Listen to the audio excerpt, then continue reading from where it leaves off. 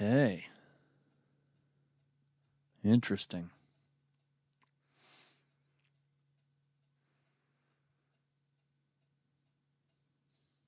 Welcome. This is Jared Anderson, the CryptoNaturalist, trying out the just chatting function of Twitch. So far, it looks like it is working. Cool. So my thought at the moment is that if anybody has any questions or topics, hello new person, please go ahead and let me know. I have a few projects I'm working on that I figure I'll sort of hang out and poke at. Kind of writing longhand this evening, which is not something I do a lot, but it is when I'm outlining projects, which is what I am doing now. I also thought if I find myself talking to myself, that I might read some from my poetry collection, Field Guide to the Haunted Forest. It's funny, I published this thing, early December? And already I will look back through the pages and think, yeah, I don't remember writing that. Creating things is strange. I kind of will often go back to projects that I worked on and think, well, I like this. This seems familiar to me. But I often don't feel the sort of direct connection you would think would come with being the writer of something. A little strange sometimes.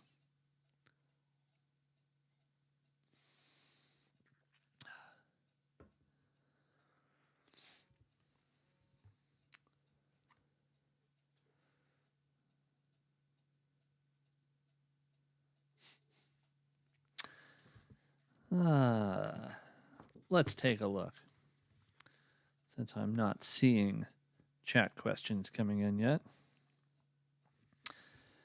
This is a very short poem that I do remember writing, that I come back to often as sort of a cornerstone of my thinking. So this is called Technically Speaking. You can look at any human life as the sum of a complex collection of chemical reactions. In much the same way, you can look at any beautiful painting as a simple collection of pigments, which is to say, you can miss the point of anything. I seem to be... Oh, hello. I'm sort of entertaining myself, so I was reading a bit from my poetry collection. But welcome. Good to have you here. If you have any questions in the chat, please let me know. It would be helpful to have topics so that I am not, just talking to a video image of myself. This is my first time doing a chat on Twitch or anywhere else. It's it was strange, We had talked a bit about doing some kind of book events when my poetry collection came out. But that was before the pandemic. So I have done no meet and greets or anything.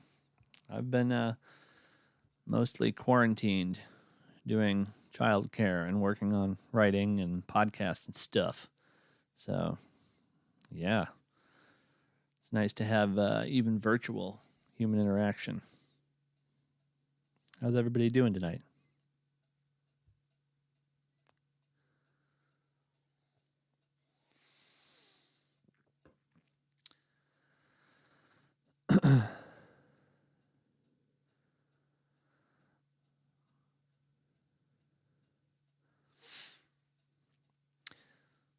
You're into poetry?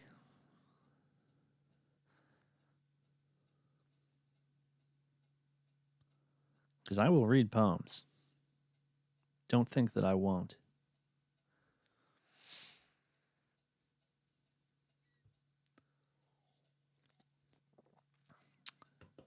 Also, let me ask, what brought you guys here?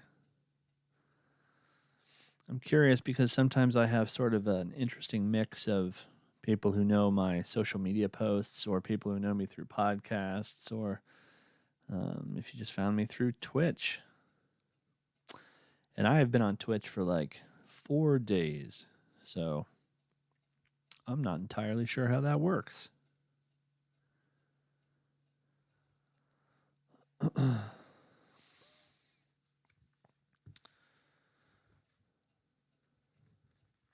I am going to read another poem.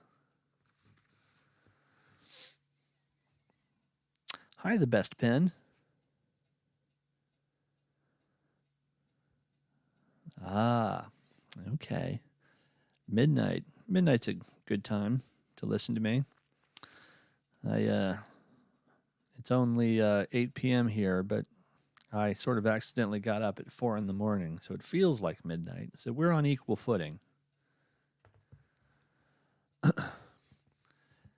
Can I ask what brought you here, the best pen?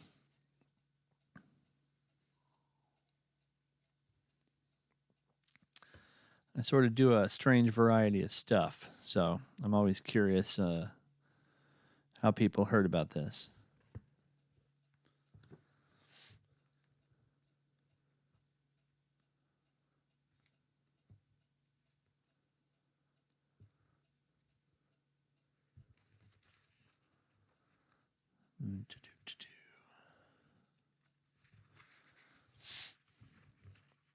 All right.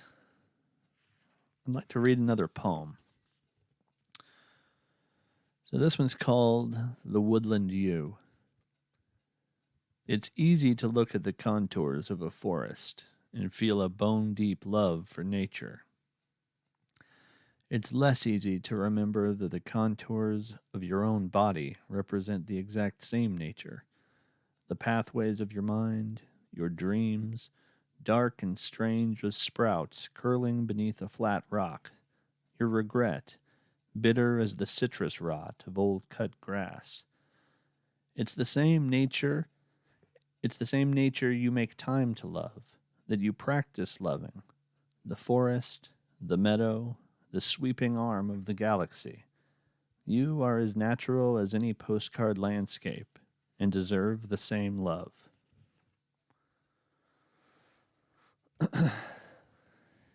Social media stuff.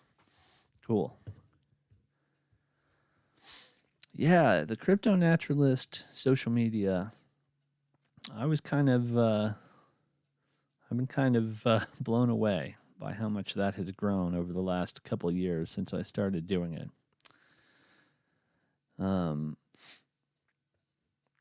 You know, it's funny. At first, I kind of thought of it as just the social media presence that went with my weird podcast.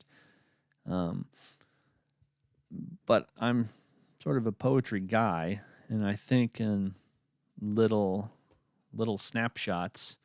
And so I kind of can't help posting constantly on social media. Just little bits of weirdness or little bits of poetry, and yeah, it seems to resonate with people. It's funny though, I've had quite a few posts really go viral, and you think maybe over time I'd be able to predict the kind of things that people would love, and I can't at all. Audiobook. I'm working on an audiobook. Yeah, I'm all set up to do an audio version of the poetry book. So should be next month, because really they're just waiting on me, and I have kind of a little podcasting studio here in my house. So yeah, an audio version of of the poetry collection is going to come soon. I do all of my reading through audiobooks these days. I don't know. I don't like to sit still with text very often. I do a whole bunch of hiking to kind of get out of the house and see the sky. So, recommendation for nature poetry. You know, I've been reading Mary Oliver lately, but I have a master's in literature, so I've read a whole bunch of poetry.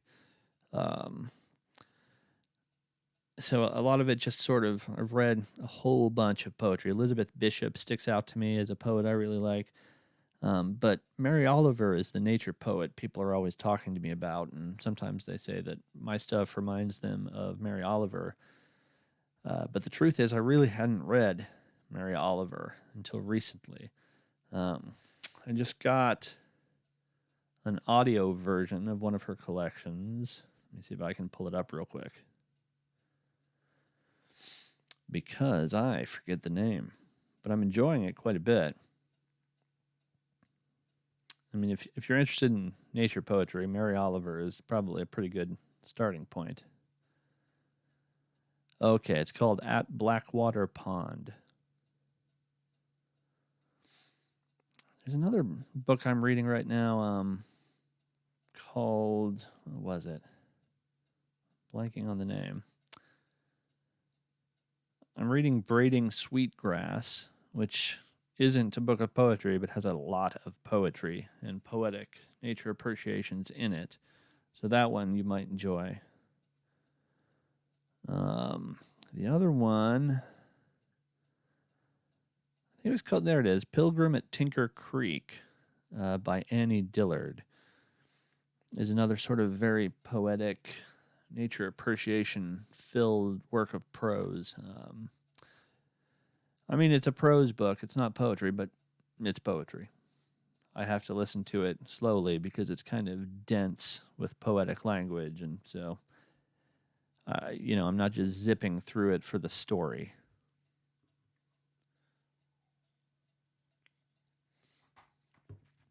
It's weird. I love to write nature poetry, but I don't find myself sitting down to read nature poetry that often. But then again, I've been writing and reading poetry pretty steadily for the last 30 years. I had a teacher when I was 10 that was really into nature poetry, and I lived in kind of a rural area, and so we would be in elementary school class, and we would just all go out in the woods and write poetry for an hour. Yeah. I kept seeing Braiding Sweetgrass coupled with my book in the Often Bought Together. And I was like, well, okay. If people think that these go together, I better read it. And wow, it's great. Also, sorry, I missed the last one you said. Pilgrim at Tinker Creek. It's not a collection of poetry, but it's somebody who clearly is a poet, talking about sort of her experience with nature. And then Mary Oliver, anything by Mary Oliver, and she's been writing for many, many decades. So you will find no shortage of Mary Oliver work. I mean, poetry about nature is, it's kind of one of the big poetry topics. So, it might be nice to find a well-reviewed themed poetry anthology focusing on nature too.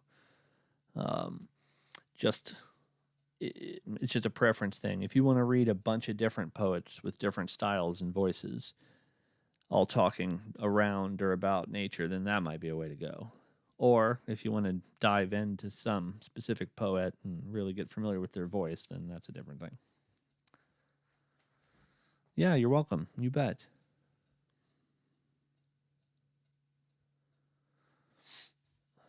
I started working on my next poetry collection, too, which is tentatively titled Cemetery Flowers, which we can thank my partner Leslie for that. I keep bees, and occasionally we've made a label for honey to sell, and the honey label we use is Cemetery Flowers. Because, I kept a hive, but we live right next to a huge cemetery/arboretum. So we would talk about most of the honey the bees were making were coming from the flowers in the cemetery. So, cemetery flowers. Also, we just like how it sounds. Like they always say, cellar door is one of the most pleasing phrases in the English language. I think cemetery flowers works for that as well.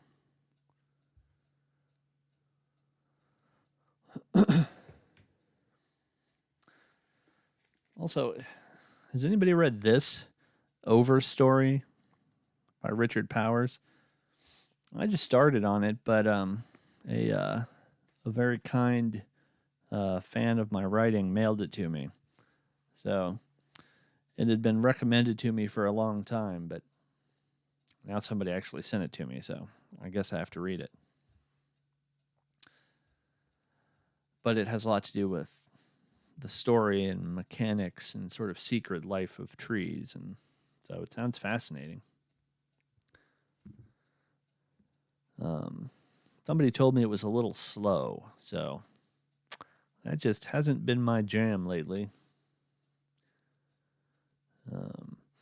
I'm spending a lot of my day watching a toddler, so when I have free time to do something fun, I don't really want to fight a book that people say is a little slow. So what are you going to do?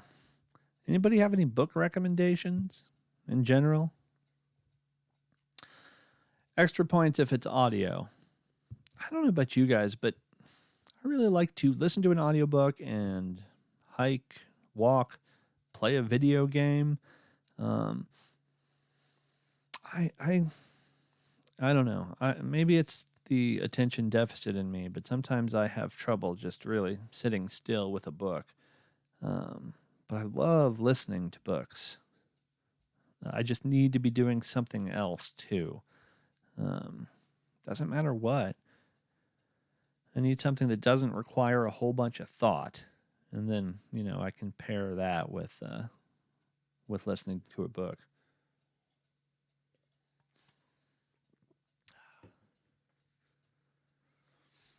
If there's no other questions or comments, maybe I will read another poem. Maybe I will do that. This was a poem I sort of built out of one of a social media post that people liked. Blueprint. If you write out the basic facts of trees, but framed as technology, it sounds like impossible sci-fi nonsense. Self-replicating, solar-powered machines that synthesize carbon dioxide and rainwater into oxygen and sturdy building materials on a planetary scale. What do we make that compares? Yeah, I think trees are one of those things that are so profoundly amazing, but, we look at them all the time. So, how do you keep the reality of trees in mind?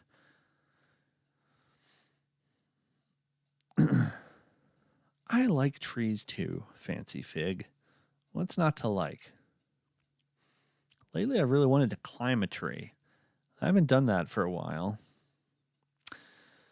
And, I'm like a 40-year-old man. And so part of me keeps thinking, I want to climb a tree. I don't really want anybody to see me climb a tree because I'm worried they'll call the police. I don't know. I think that might be a kind of a spectacle. But hey, that's the nice thing about hiking in the woods. Ah, the best pen. Arcane Perfection by Pat Mosley. Huh. Okay, cool. So freshwater and Arcane Perfection. Nice.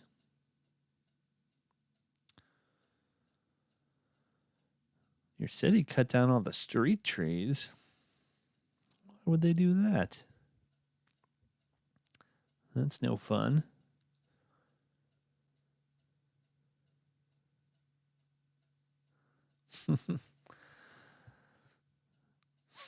I saw a cool thing about, they called it like guerrilla botanists or activist botanists. They were going around and grafting branches from fruit trees onto street trees. And the branches just kind of take hold and, they start growing off of the system of the tree. And then they produce fruit. And the idea was, it's like, well, if we're going to have trees on the street, why not feed people? I thought that was a cool idea. How do you keep the reality of trees in mind? Yeah. It's a lot of my writing, I think, is about the struggle of all that stuff is amazing. It's mind-blowingly amazing. Every leaf is mind-blowingly amazing. But we're born looking at it.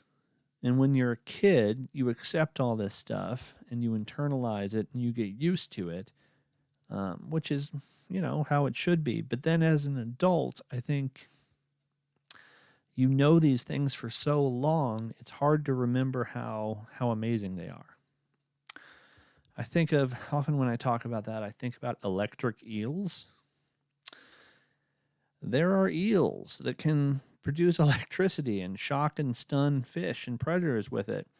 Somebody told you that at some point in your life, and you were like, yeah, okay. I mean, that doesn't make any sense that that's real, but it's real. And, it almost takes effort these days to pull a fact up like that, just a cold, hard fact of science of the natural world, and then really think about it. Really think how easy it would be for the world to not have eels that can produce electricity, I'd say to not have trees, but, so very little about our world would look like our world without trees. It occasionally blows my mind that, like, without plants, I mean, we couldn't eat. And, that in its face is like, okay, yeah, sure. But I mean, plants are the things on the planet that can take the raw materials that are here, sunlight, starlight, water, soil, the minerals in the ground, and turn it into life and what we need for life. I mean, we can't do anything ourselves with just sunlight and water and soil. We can't do it with our bodies. We can't do it with our technology. So, we're here by virtue of the fact that other older organisms can do all these things, that we can't do at all. Talk about, riding on the coattails of other species. And yet, you don't hear people talking about that very much. And so many humans kind of think, we're here and nature is here for us and, we can do whatever we want with it. But that kind of thinking comes from not understanding the reality of the world, how amazing it is, and how all of these living things that often we kind of think of as unthinking are the reason that we can be here having these kind of conversations.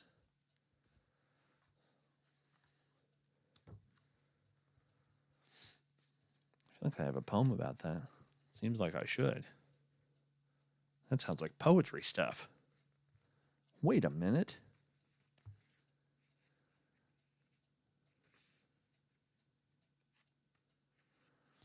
Mushrooms, yeah. Tell me specifically, what is it that you like about mushrooms?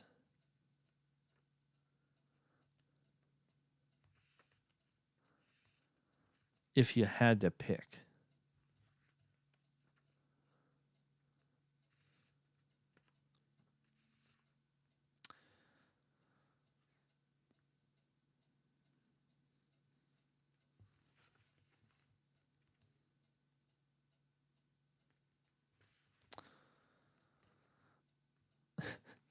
You know, I did write this poetry collection, and it's funny that I can't find poems that I think are in here. Maybe I need an index.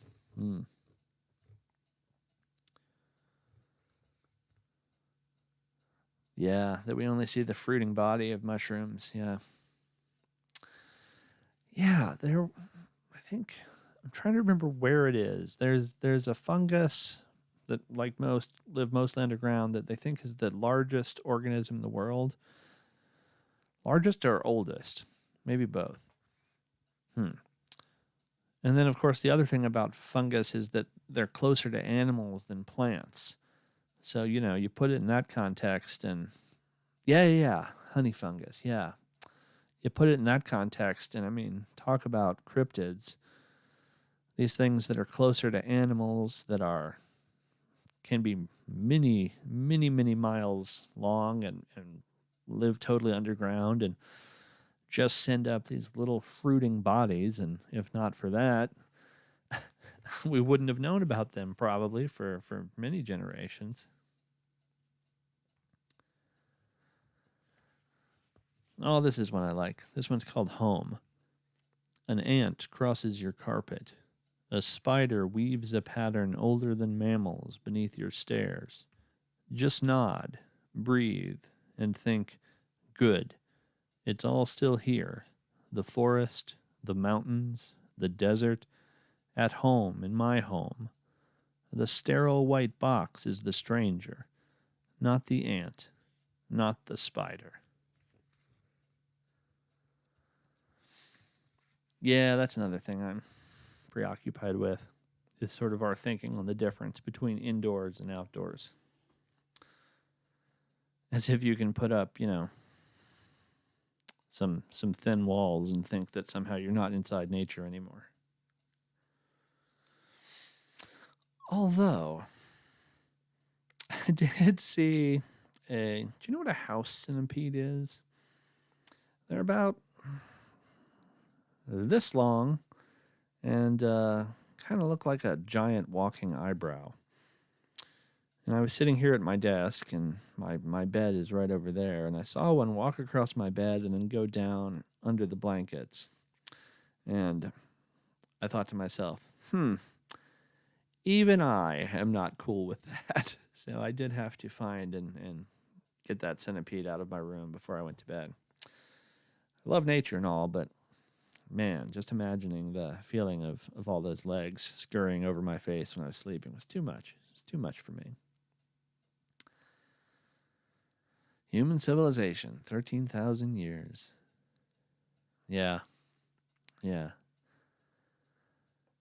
mean, civilization seems like a natural thing to me, too.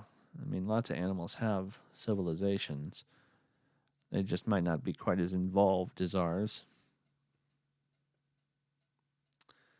But I mean, civilization that in itself doesn't take us outside of nature, right? It was a survival thing that we evolved. Kind of the idea of communal work. And one human alone in the wilderness doesn't work very well as a life form that can get on. I mean, you know, I've been raising a child recently, and boy, human children are helpless, and they remain kind kind of borderline helpless for a lot of years. And that in itself tells you so much about what humans are. I mean, humans are things that take care of each other, and you can tell that just by looking by our offspring. Because if we weren't, it wouldn't work. I mean, humanity wouldn't work. I saw a quote I liked that, a lot of animals are born able to do sort of the signature feature of their species. And so horses can get up and run within some amazing small number of minutes after they were born. And then there were several other examples. Scorpions can sting when they were born, etc. And what humans can do is cry for help. Like that is one of the main signature moves of our species, is that we can ask for help. And I love that. And it very much goes with what I have seen from taking care of children. And, horses run, people ask for help. And the reason that we have sort of the instinct we're born with to ask for help, is clearly that we help one another, or we wouldn't have that. That's, it's kind of a feature of evolution. That's what we do. That's our camouflage. That's our venom. That's our flight. That's sort of a key reason we survive, is that we ask for help. I don't know. There's a lot of sort of modern thinking that suggests that humans are mostly like these tough, independent things, and we're not.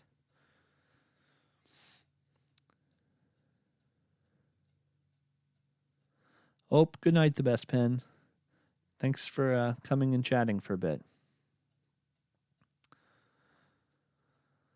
Fancy Fig. Humans inherited the world so recently. Yeah, but we haven't. What we've done is transformed a whole bunch of the world into places friendly for humans, but still not most of it. Most of the world is covered with oceans. We've definitely gotten our fingerprints on a whole bunch of stuff. And I think we're going to have some whiplash and finally learning the hard lessons that if we're going to be this big a part of the biomass of the planet, that we have to do more than just use nature. I'm sure I'm preaching to the choir here, but yeah, we're going to have to be stewards of nature. And part of the trouble is we are largely not wise enough or informed enough to do that very efficiently. But one positive thing I know about humans is that we keep learning.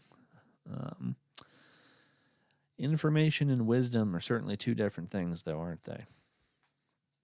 That's why they're different stats in Dungeons and Dragons. We can sure have a lot of information and then not make wise decisions with it. I think a lot of it still has to come from just curiosity and empathy, too, You have to be humble enough to be curious.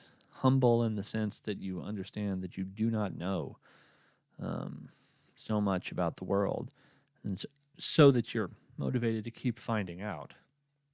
And then empathy, for once you find out, having the imagination to kind of extend that human empathy, that desire to help one another, to things that aren't humans, to ecosystems and endangered animals and oceans. All of these things, if we need to think of them as human in order to care, then let's do it. Anthropomorphize them if we need to. That's fine. An ocean can be a person if that's what we need to care about it. Sure.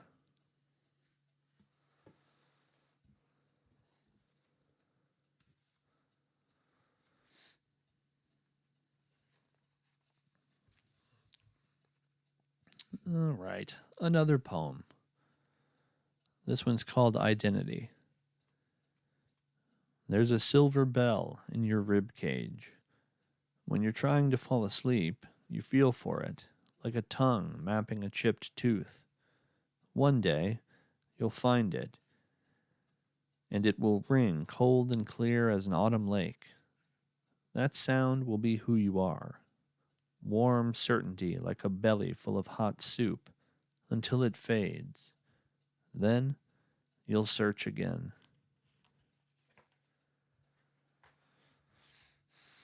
Another theme that I'm interested in is this idea of identity and how our identity evolves and changes over time and how that's okay. That, we don't have to be the same thing. I sort of started rejecting the idea that there's some true version of us. I don't know. I think trying to hunt down the true version of you is kind of a rough way to live, because I think whatever version of yourself you are now is the true version. You were the ideal you for the moment. And the fact that that will change over time doesn't mean you were broken. It just means that we're still evolving. I think that's cool. All right, my friends. I think if nobody has any other specific sort of thoughts or questions to share, I will sign off. But thank you so much for coming and hanging out with me. Yeah, Twitch has been fun so far. I think I'm going to keep doing it. It's easy. It's nice to feel like I'm connecting with folks here. And yeah, thank you, Hidden Gem. Yeah, we'll do this again. And I'm gonna keep playing Stardew Valley. I think most days, because I like playing Stardew Valley, and it's just like, I don't know, 3 more clicks to do it on Twitch. So I'm gonna keep doing that, and honestly, that can be this too. So anytime you want to come chat with me or ask questions, please stop by. I'm still working on what schedule works best, but right now I seem to be doing this most every day in the evening. So hope to see you all again. Thanks for coming. It's nice to see you too. All right. Probably going to sign off and go eat dinner, and then I might do Stardew Valley again because, Stardew Valley. All right. Good night, everybody. Thank you.